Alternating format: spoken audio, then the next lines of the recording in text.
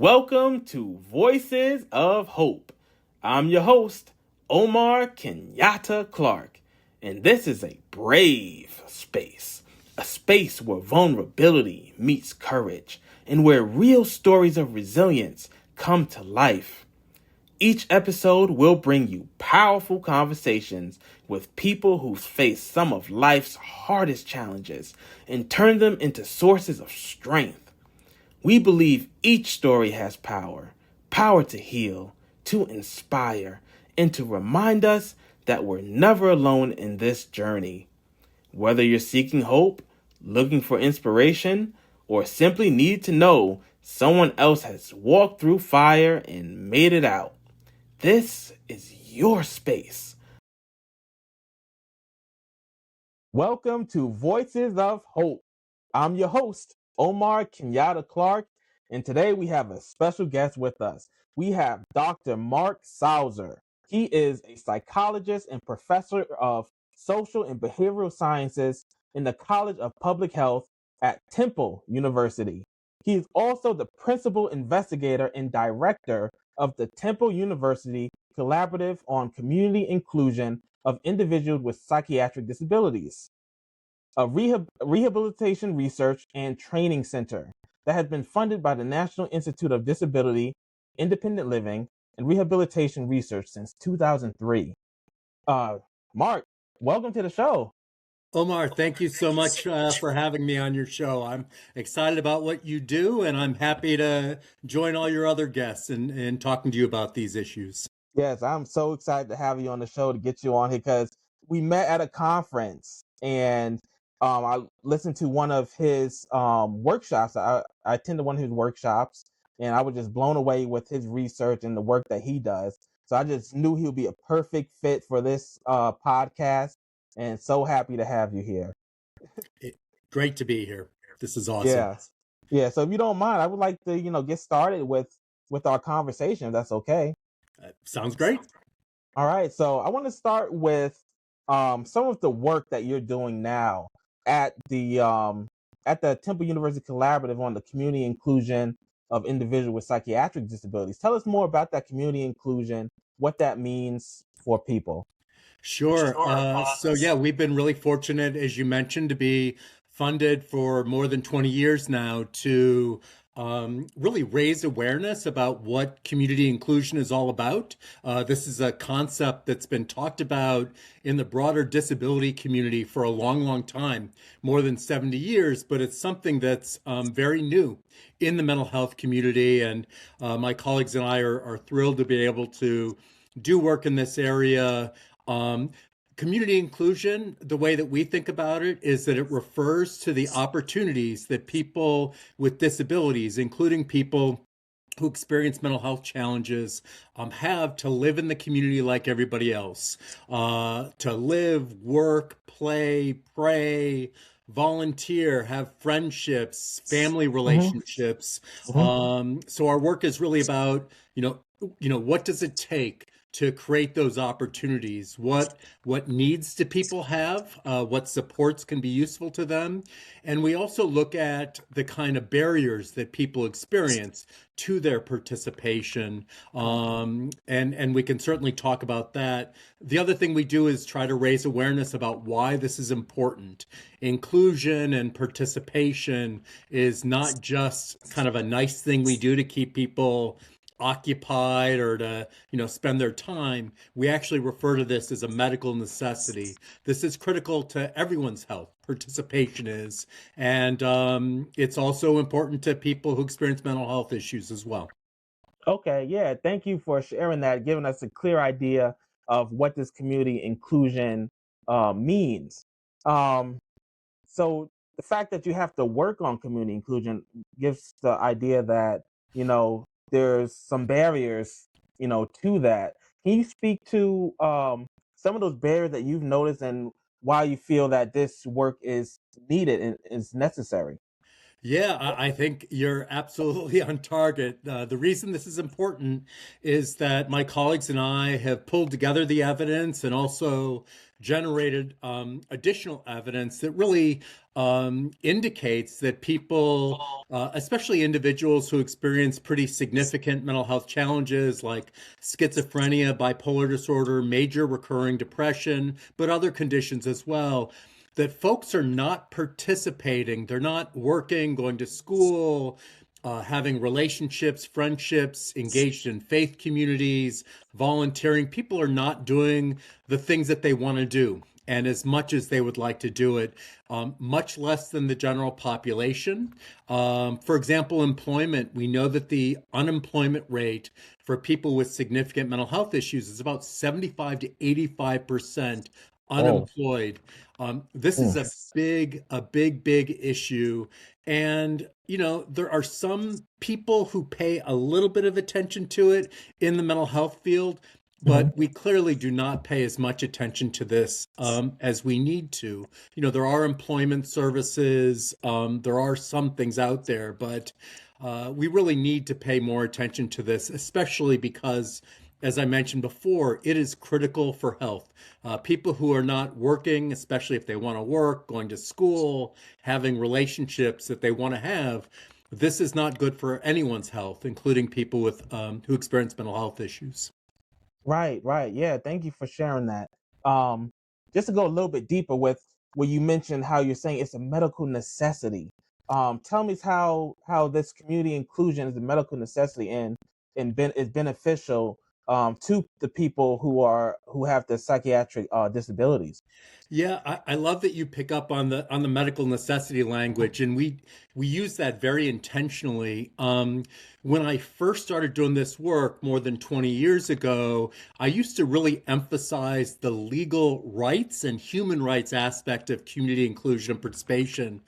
The Americans with Disabilities Act in 1990 gives people with disabilities, including people who experience mental health challenges, the right to have opportunities to participate in these areas that I've been talking about, right?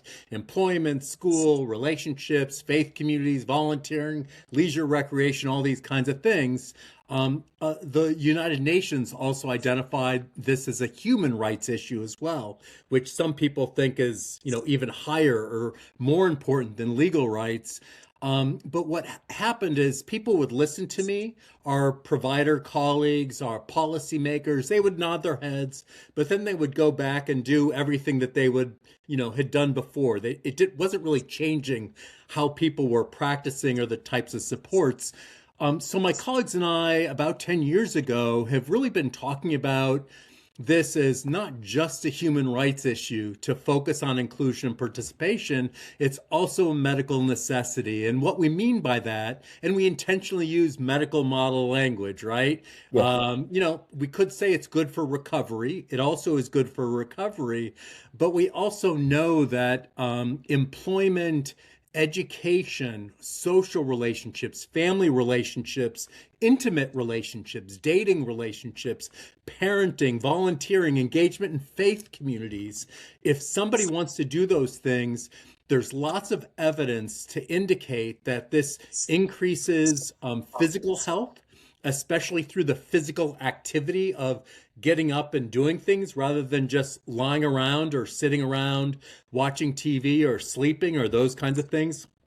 It's good for cognitive health, good for our brains, right? It's good for our memory, executive functioning, these kinds of things. And it's also clearly participation is good for mental health and wellness. The 8 dimensions of wellness, one of my favorite people, Peggy Swarbrick, talks about Mhm. this. Participation is the 8 dimensions of wellness, right? Opportunities to participate. And it's also, my colleagues and I have done research indicating that people who are participating, it's good for loneliness, addressing loneliness, Yes. depression, and it's just good for overall positive mental health. People feel good about themselves when they're doing things that's meaningful. So that's really the medical necessity argument. And again, really did it because, or really started focusing on that because my provider colleagues, that's what we focus on, right? Symptoms, health. And I wanted people to know that this is not just a something, like I said before, to keep people busy or occupied. This is healthcare. It is as important to support people's participation as it is to support people in taking medications or getting medications or therapies or other kinds of things. Helping people live good lives is important for health. Yes, yes, yes. That is great. I love that. I love that. And I can attest to that in my own life. I'm diagnosed with bipolar 1, and there were times when I would be depressed and I wasn't able to do much. There was time when I was unemployed, but now I'm doing all those things. I'm working, involved with my faith community at the church. I have friends, I have social, and all that like comes together and plays a role onto where I am now, where I'm healthy. I'm able to do everything I'm supposed to be able to do, and live that healthy life and have a positive mental health, outcome. All of it works together. Yep, absolutely. And you're not alone. I mean, I can say my participation in my life also enhances my health, right? My work gets me out of the house. Education has been good for me in a lot of different ways. My relationships, family relationships, friendship relationships enhance my health as well. And most, people who don't necessarily have a mental health diagnosis can really connect to this when they think about their experience during the pandemic, when everything was shut down and they were, stuck at home or in their apartments or whatever. That had an impact on everyone. Everybody, like, it impacted our work lives and our education lives and our social lives and our leisure and recreation.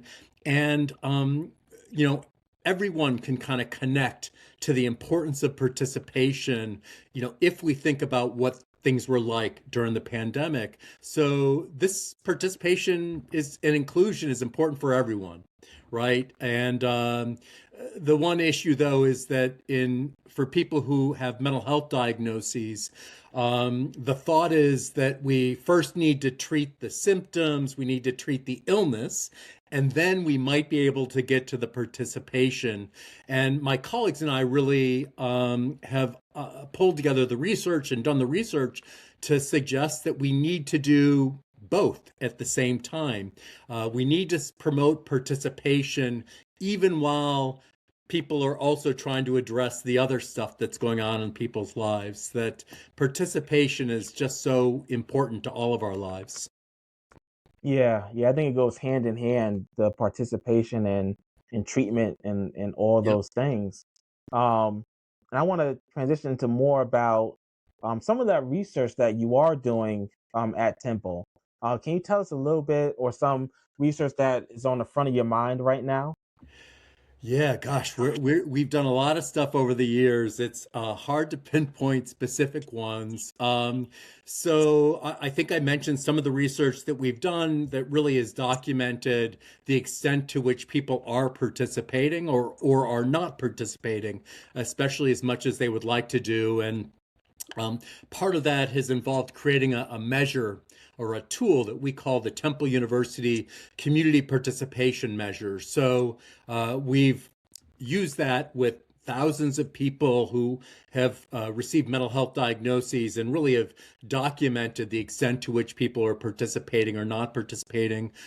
Some of the other research that I mentioned is really looking at the relationship between participation, people who are participating more or less, and how that's related to loneliness, depression, quality of life, and recovery, and really shown that it's connected to those things. We've shown it's connected to physical activity and better cognitive functioning as well. And then we do a lot of intervention research as well, where we try to figure out what does it take to support someone's participation. One of my areas that I focus on is education, supporting college students with mental health challenges. And we've done some research looking at supported education programs.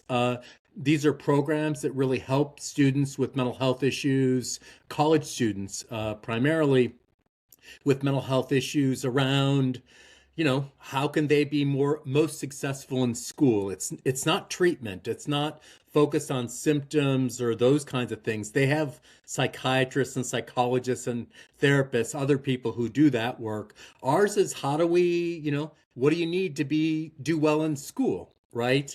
And then the intervention is trying to help provide those resources and supports to people. And this was a peer delivered intervention, actually. Another education study that we did was we know we have some research suggesting that college students with mental health issues are not as connected to their campus community, their college community, as other students. And there are a variety of reasons for this.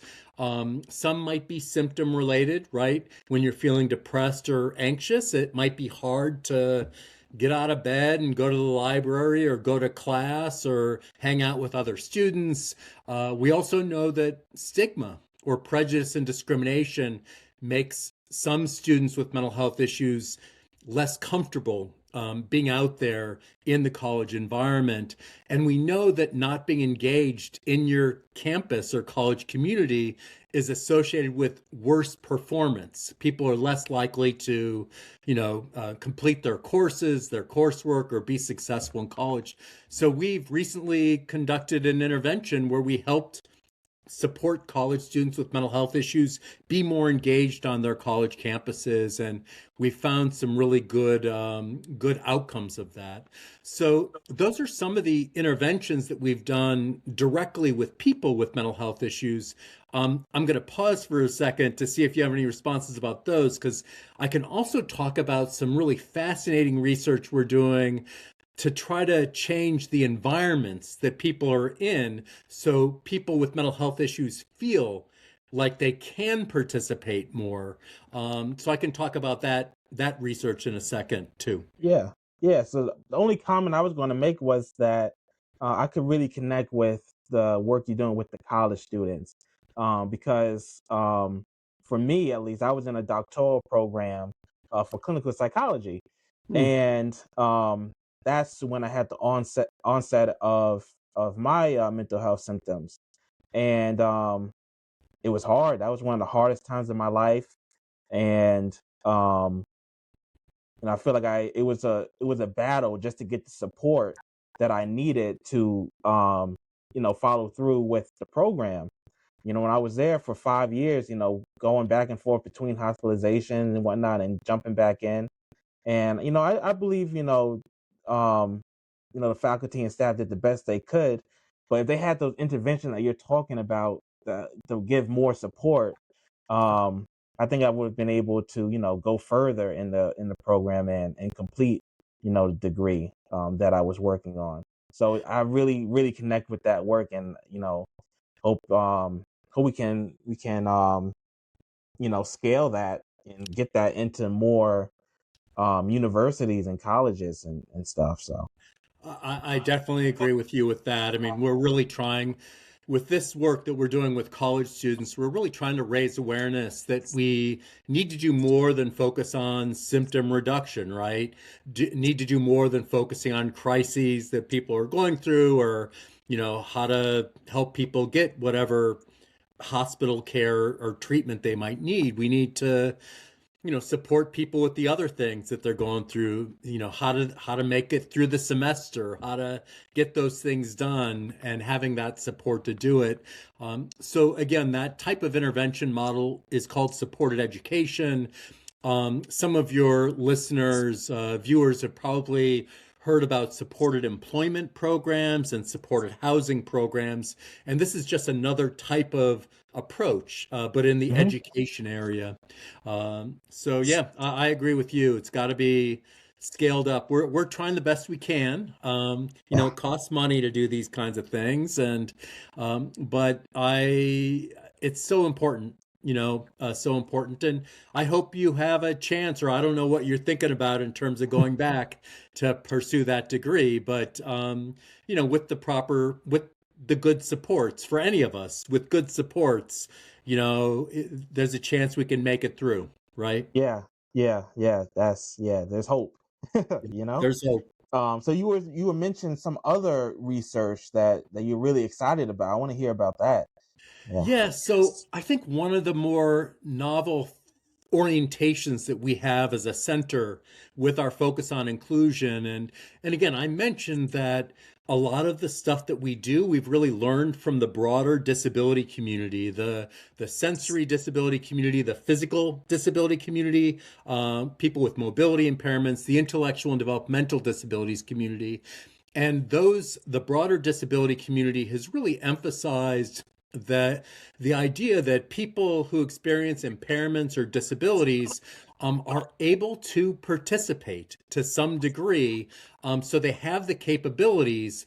And certainly there are things we can do to support more participation, but that one big reason why people are not participating is because the environment that they live in or they're trying to work in or go to school in is not always welcoming and embracing of them, of their unique abilities and competencies in those different areas. So some examples of some of the environmental barriers that people who experience mental health challenges experience are poverty for many people, just not having the resources. They're able to work, but they might not have access to good public transportation or a car because of resources, right? Financial resources, or paying for school, or paying for other kinds of things. We know access to resources is a big deal, especially for people in rural communities, right? Where the closest movie theater might be pretty far away and there's no public transportation. That's an environmental barrier. That's not an issue with somebody's, symptoms, right? But Yeah. the biggest thing that gets in people's way is stigma. Or I like to just say it the way it is, prejudice and discrimination. We all know it's a big deal, right? We have stigma walks and campaigns and all sorts of things. But I have to say, the research suggests that stigma is big. It's bigger than any of us think. It's such a huge issue that impacts people's housing and employment and education and social relationships and dating relationships and parenting relationships. It also impacts people in faith communities as well, that people experience stigma in faith communities. And this has nothing to do with somebody's symptoms or capabilities, right?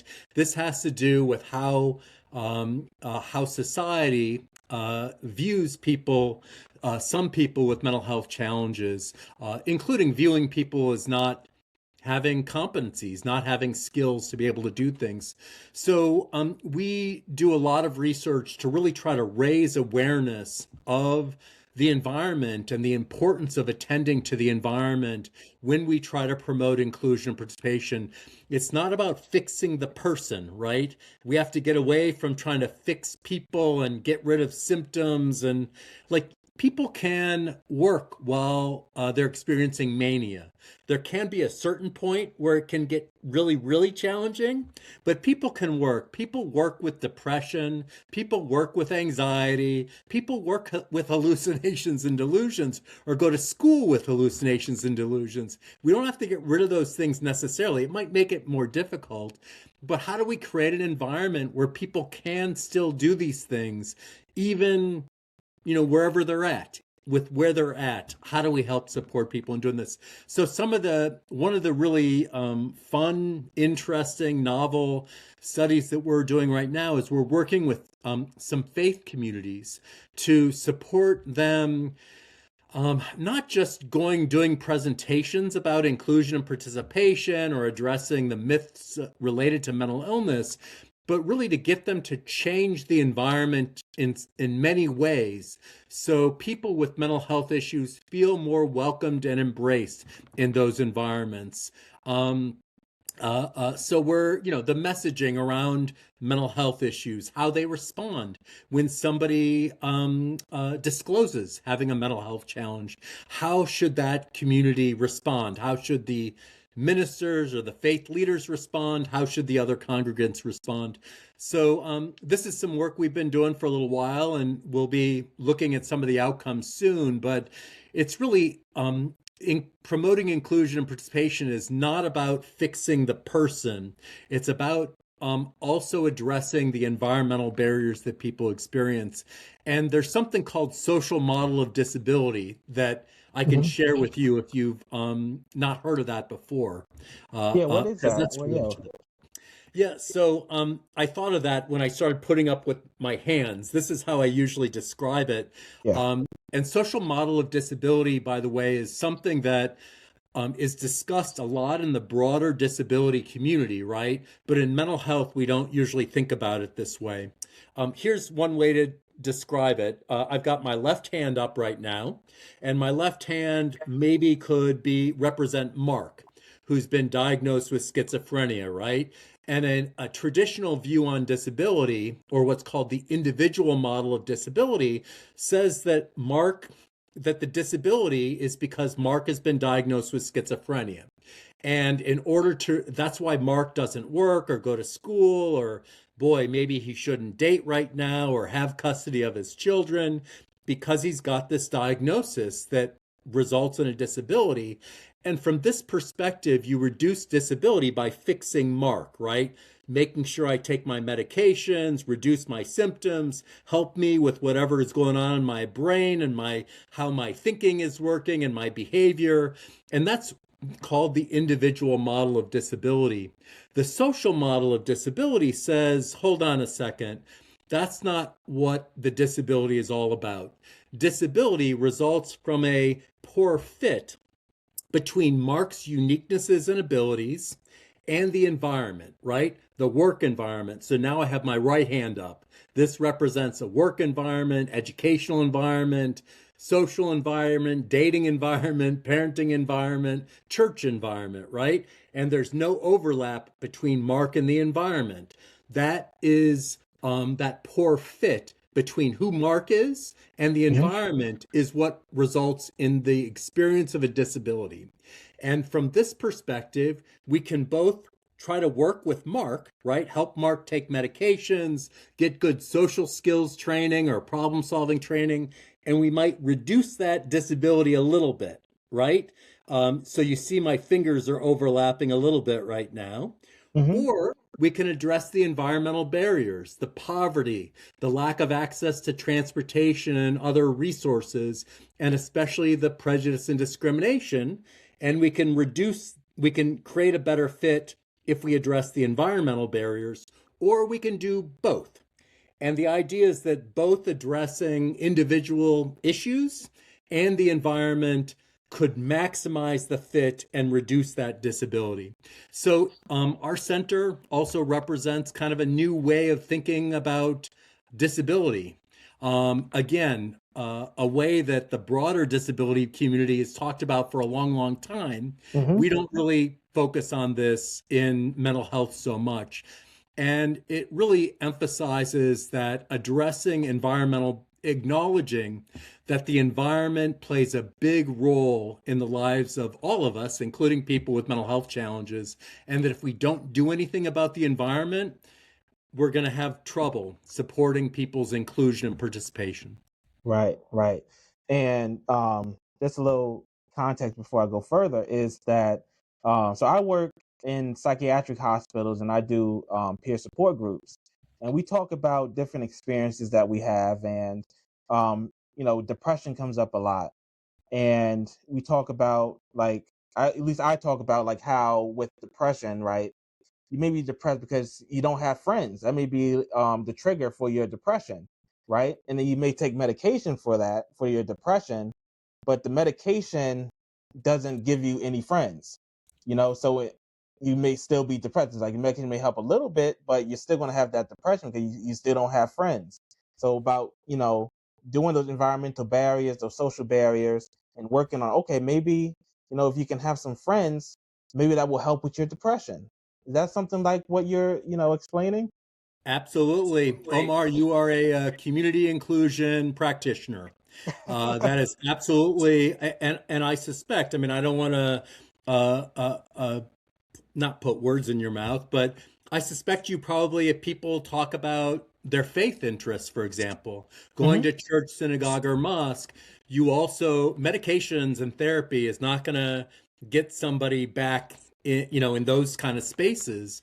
And we need to do other things to support people if they have interest in going back to church or to a mosque. Like, what do you need? How can we be helpful to somebody to help support them in doing that, other than just addressing symptoms that they might be experiencing, or dating, or regaining custody of their children, or volunteering, or going back to school? All of these are healthcare issues. So you are a healthcare practitioner by providing that peer support focused on inclusion and participation. Yes, yes, yes. Thank you for that. Um, So now I want to shift the conversation just a little bit. I'm still on the mental health perspective, but I'm so happy to have a psychologist on the show. So I want to ask you about a question based from your profession as a psychologist. Can you just tell us something as a psychologist that the public doesn't know or they get wrong about mental health? Something along those lines.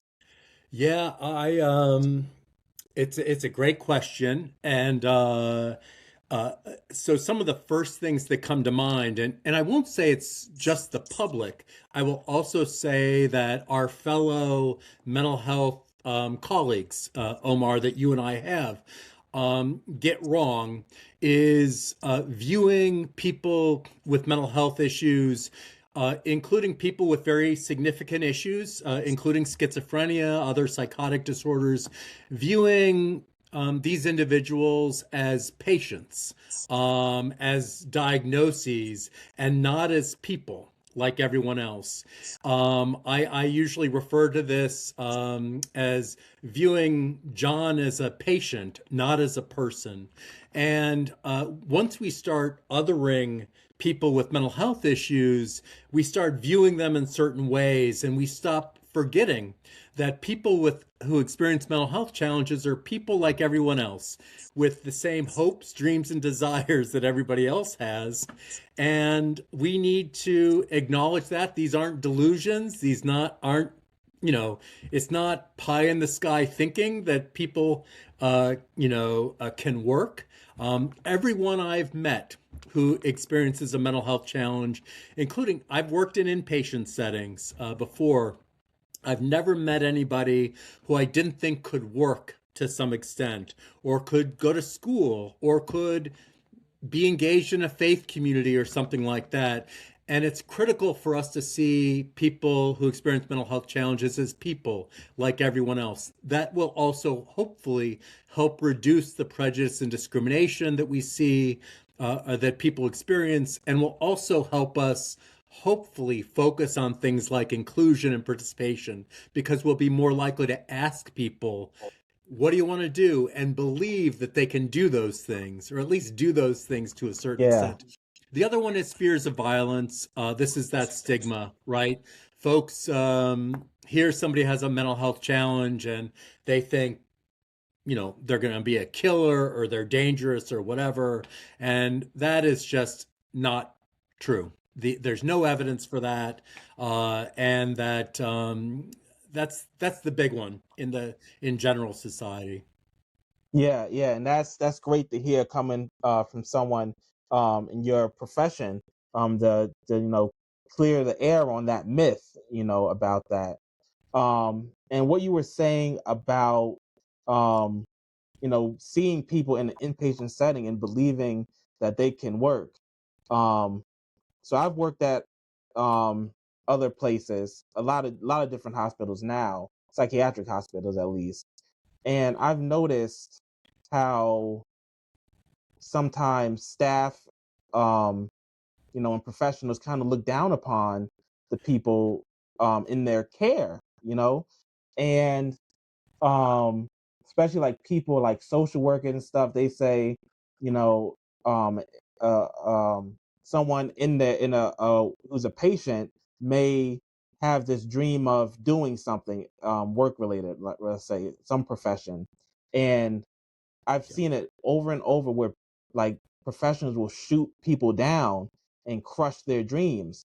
And I wrote a book about success, a self-help book on success. And part of the principles that I talk about is how we all need a will, to do things in our life. And I feel like people's will are being crushed in these settings, and it's so hard to come back from it. There was a time when I was even doubted by people at my program, and that crushed my will. It made it hard for me to go on, with having that doubt in my mind. And that was a struggle that I had to overcome just even to become who I am today, to be successful and doing everything that I'm doing now, but yeah, and I think it goes back to that stigma, that prejudice and discrimination, as you put it.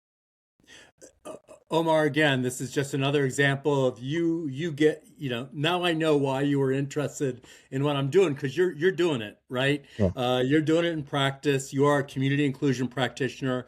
I've had those same experiences, right? I've worked in inpatient settings for 2 years, but also outpatient. I don't want to just pick on folks who work in inpatient settings. If we start seeing people only and viewing them only from the perspective of their worst day or worst moment, right? And we don't understand kind of their full capacities for what they can do, we really are dashing people's hopes, and we're discouraging people from knowing that they matter. They have something to contribute. They can do things. They can do things that are meaningful. And this is not good for health, right? And it's also not good from a treatment perspective or healthcare perspective. Some of your viewers might not be aware that there is some research. We all talk about how bad stigma is, and I think the idea is that stigma is something in the general community, right? That mental health providers are not susceptible to stigma, and there is ample research that indicates that healthcare providers, including mental health providers, have similar beliefs and attitudes about people with mental health issues as the people in the general population, which means the same stigma, very similar levels of stigma.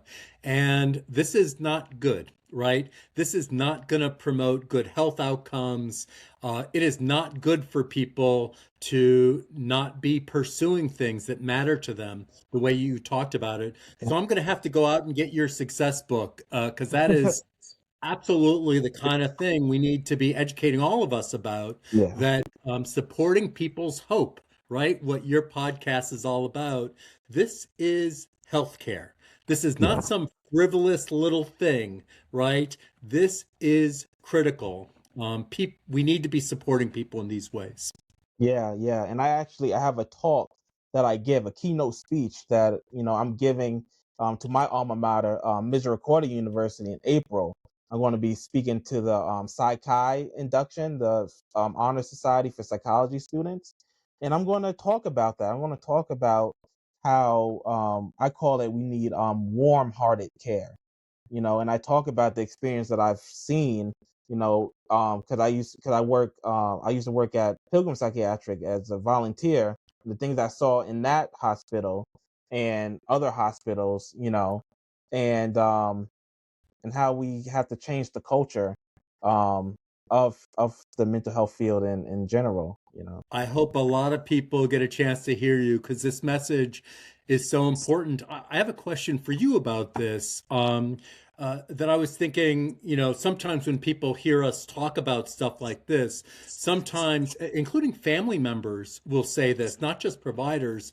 They'll talk about that we're giving people false hope, right? That, when we talk about somebody working, they're going to go, oh, that person can't work, or they shouldn't work because it'll cause too much stress. My colleagues and I talk about something we call the wouldn't, couldn't, and shouldn't. And the idea is that there are people who believe that individuals with mental health challenges wouldn't do these kinds of things that we're talking about, right? Participation, or they couldn't do it. They don't have the skills or the ability, or they shouldn't do it.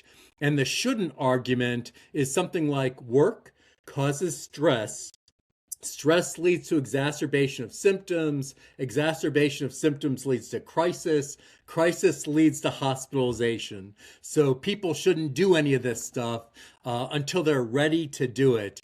And this is just not evidence-based thinking. But do you hear people talk about, giving false hope? That when we talk about things in this way, it's giving people false hope. Yeah, I've heard those similar sentiments. But I would want to say I'm kind of a case study that proves that that's not true. Because I've been hospitalized. I have severe mental illness. I'm bipolar 1. And at one point, a psychiatrist said that I wouldn't be able to survive in the community and be able to succeed and do work. But look at me now. I'm working. I have a podcast. I'm working on opening up a business, and I'm doing all those things that anyone else in the community can do and would do. So I think if anyone listening to this, I'm proofing myself that it is possible. You know. You are the evidence. This is what I've Yeah. learned from people with lived experience over and over and over again. You are the evidence, and there are other people who's the evidence. I mean, you don't need, my research, the kind of stuff I do can be helpful, but your stories, other people's stories, I mean, folks have to, this is not fantasy that we're talking about here, right? This Yeah. is reality. Yeah. Your life is reality. Yeah. Yes. It's real. It's a real thing. Um, and just I feel like the stigma is something that's been coming up on this show in my recent recordings with people.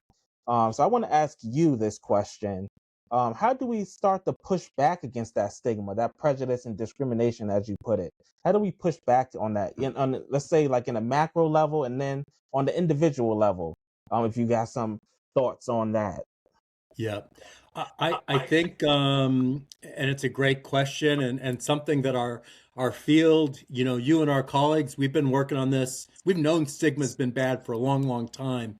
The first thing that I usually say or think about with this is to just make sure we're continuing to raise awareness. I think people have gotten desensitized a little bit to stigma. It's like, oh yeah, stigma.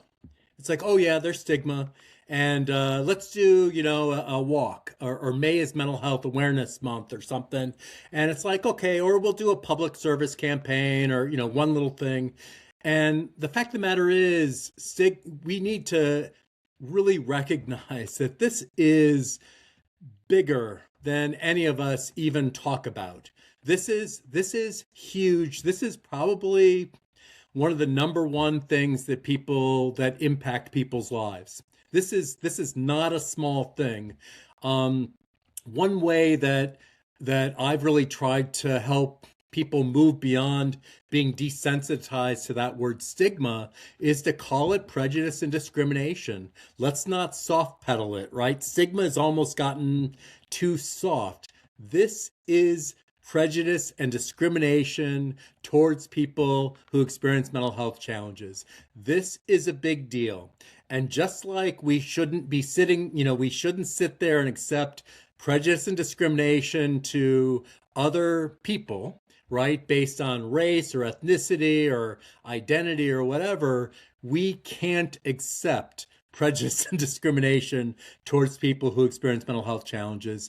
And we need to talk about this every day, all day long. I talk to our colleagues, our mental health colleagues. We need to fix ourselves in the house, right? In our community, we need to make sure we're addressing the prejudice and discrimination. It's not just them that are doing it. We need to fix our own home, right? Yeah. Including in the peer community too. There is prejudice and discrimination all over the place. Then there are some, we need to be addressing it every day. Your podcast, and even your being the evidence, is part of getting the word out. One of the concerns, though, with sharing individual stories is some people might go, well, Omar, he's an exception, right? He's particularly sharp and smart and capable, but Mark, Mark's not going to be able to do this. I can tell. Mark doesn't have these abilities.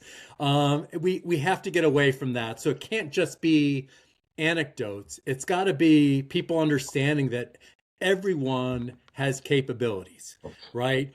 Everyone can do, there might be some things that are harder than other things for people to do, but folks can do stuff. And, you talked about the myths. We also need to address the violence myth. That's a big thing. So there's a lot we need to do. The research that the current research really suggests that even with all of our efforts, we haven't budged the needle in terms of stigma that much. Maybe a little bit around depression. Young people talk about mental health more than older people like me, but there's still prejudice and discrimination even among younger people as well. We need to do a lot more in this area. It has not gone away. I'm sorry for Yeah. going on. This No. is, as you know, this is huge. This is Yeah, and I huge. could tell that you're very passionate about this topic. So yeah, thank you for that energy and for those words, that you're giving us right now. And that is part of this podcast, is to push back against that stigma and have people from different walks of life share those stories, and not just to push back against stigma, but also, um, I guess you could say self-stigma as well. I talk about that too in my work, is self-stigma, how people feel about themselves, and that's why we like to share stories on this. I call this a brave space where we share these stories, you Yeah. know, and I think that we can all gain hope from each other. And I know Yeah. that there's a personal story that you said you were comfortable with sharing on this podcast. So I want to give you that space to share a personal story of where you were challenged mentally. Yeah, yeah. You said brave space, right? This is an Yes, opportunity for brave. brave space. I love that thinking. So I'll say, when you asked me, you let me know you were going to be asking something like this. You've mentioned a couple times, I'm a psychologist, right? I'm a mental health professional, licensed psychologist, and it's not always common for people to share, that I'm a person like everybody else, right? I have Yeah. emotions, I have good days, I get sad and depressed, I get anxious, but usually in a professional context, we're prim and proper and we don't disclose and all that kind of stuff. And I'm getting ready to tell a slightly different story, and then I'll get to what you were asking for. I do a little bit of work with the Copeland Center for Oh yeah, I'm Wellness and familiar. Recovery. Hmm. And one of my friends, somebody I've known for a long time, Matthew Federici, is the CEO of the Copeland Center. We do a lot of work together. We've worked on a lot of different projects. And when we would have these professional meetings, um, when I would meet with the Copeland Center staff, we would do check-ins. And part of our check-ins, we're talking about how we're doing in the moment, right? How anything we want to talk about. But I've got to say, when we first did this, it was like, oh, I'm a professional. I don't talk about stuff like that. But of course, I didn't say that. But that was my first reaction, and it was so refreshing to share my humanity, my being a person like everybody else who was in that particular meeting, and to share how I'm doing, good, bad, what, not good or bad, but sad, happy, whatever's going on. So anyway, it is an issue for mental health professionals. Like, we are people too. So yeah, some of the experiences, especially as I get older, is I experience more and more losses, personal losses, people. And my father died in 2017, so it's been a little while now, but I still experience sadness related to his loss. I'm a person like everybody else. He was important to me. Um, I also have a really close colleague who died a couple of months ago. I'm Somebody I'd sorry. worked with pretty closely with, and yeah, I definitely feel sadness. I feel, not having a lot of energy. Feel like not doing things related to these experiences. And one of the things that I go through, I guess, as part of my recovery process is, first of all, I allow myself to grieve.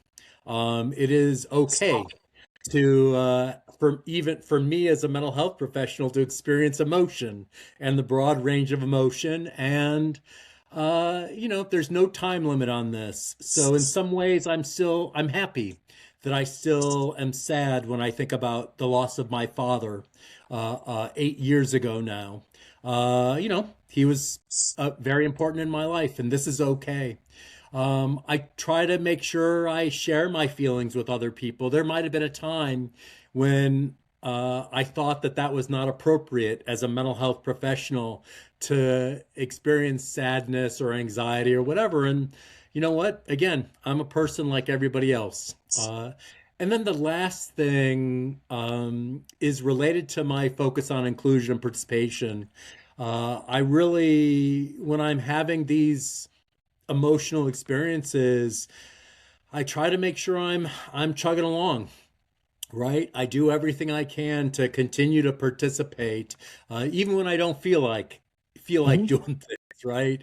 I Because that participation is important, and I need to just keep doing the best I can, and that I know helps me move forward Right. with what I'm feeling. So yeah, those are some of my specific experiences with my friend and colleague who his name's Jeff Drain.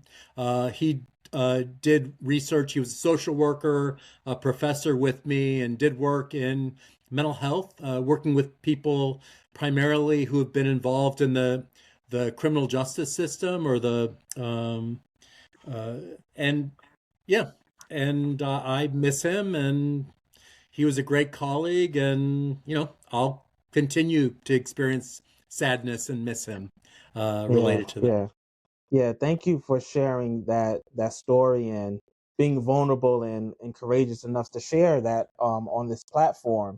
Um, so I want to ask you about like how were you able to use the thing that you had learned from your community inclusion, research and whatnot. How were you able to use that in your own life, or did you, or how did that work for you? Yeah, I think the focus on inclusion and participation really makes me extra aware of the importance of participation, and my identity too. How do I matter to other people? I have a colleague, by the way, named Brian McCormick, who does research on social isolation and loneliness, and he talks about the importance of mattering and feeling like you matter to other people, that you have something to contribute. And that really, the focus on inclusion participation makes me think about, what does work mean to me and my life and my identity? What does education mean to me? What does my social relationships or my volunteering or my leisure activities, why are these important to me? And to do it very consciously, and to also understand that that participation, continuing to do this kind of stuff, is good for my health. It's good to keep me physically active. It's good for my brain, and it's good for my mental health and wellness.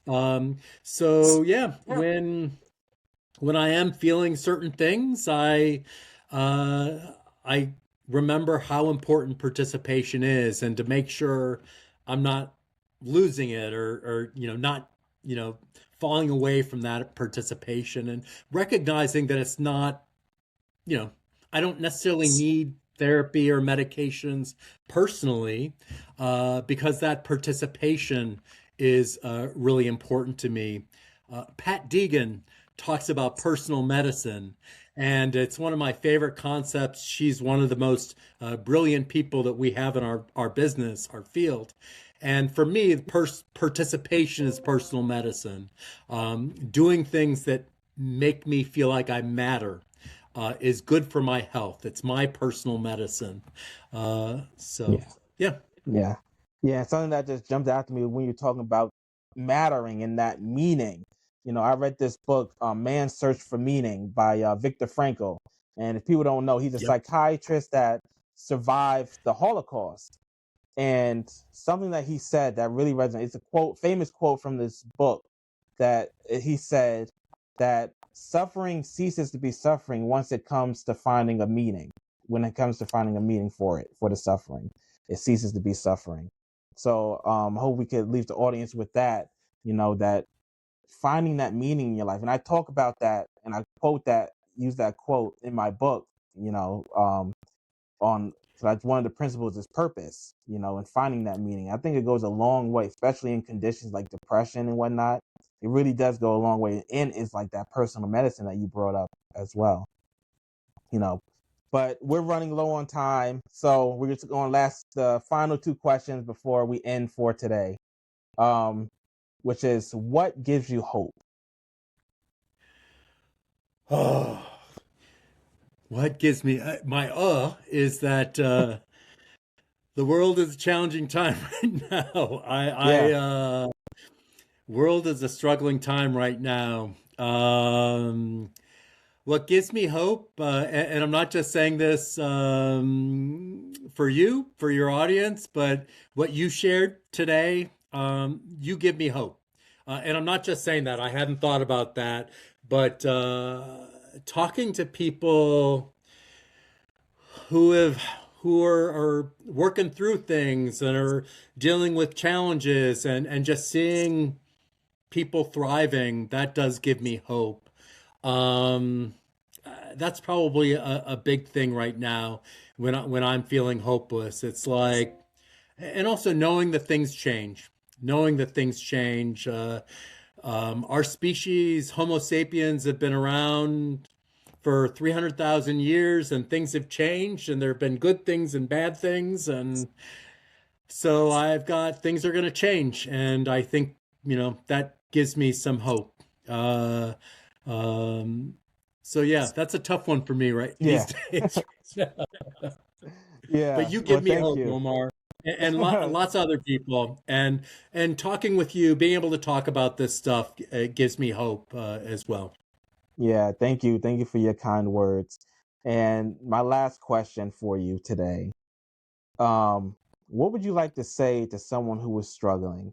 Maybe they have psychiatric disabilities and they're having a hard time um, with that community inclusion. Or maybe it's someone who's struggling, they're going through grief similar to what you're going through, and they're just looking for hope. What would you say to those people?